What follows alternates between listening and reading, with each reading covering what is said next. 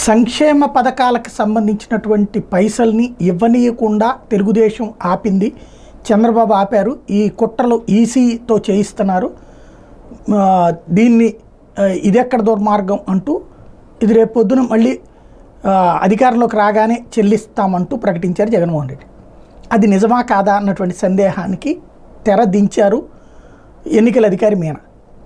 ఎందుకంటే ఇట్లాంటి ఇప్పుడు వాలంటీర్ల వ్యవహారం వచ్చిన తర్వాత ప్రత్యక్షంగా కంప్లైంట్లో ఈ విషయాలు చెప్పట్ల, పరోక్షంగా అంటే ఇలాంటి కీ కంప్లైంట్ ఇచ్చేటప్పుడు ప్రత్యక్షంగా చెప్తే అదిగో మీరే ఇచ్చారు కదా కంప్లైంట్ అంటున్నారు కాబట్టి అలా బయట పెట్టట్లేదు. ఇప్పుడు ఈ విద్యా దీవెన, ఇన్పుట్ సబ్సిడీ, తర్వాత చేయూత, ఆసరా ఈ పథకాల మీద కంప్లైంట్స్ ఇచ్చారట.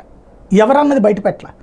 కంప్లైంట్స్ వచ్చినాయి. ఆ కంప్లైంట్స్ని మేము పై నాయకత్వానికి పంపించాము, సెంట్రల్ ఎలక్షన్ కమిషన్కి. వాళ్ళ సూచనల మేరకు చేయూత, ఆసరాకి సంబంధించినదేమో మరిన్ని వివరాలు కావాలంటే అవి స్క్రీనింగ్ కమిటీ దగ్గరికి పంపిస్తే వాళ్ళు మరిన్ని వివరాలు కావాలంటే అది పంపిస్తున్నాం. ప్రస్తుతానికి ఇన్పుట్ సబ్సిడీ కానీ విద్యాదీవెన డబ్బులు మాత్రం ఇప్పుడు వేయడానికి వీల్లేదని ఆదేశించాం. అంటే ఇలా ఎన్నికల సంఘమే ఆదేశించింది కంప్లైంట్ ఆధారంగా. ఇది ఇప్పుడు బయటపడినటువంటి నిజం.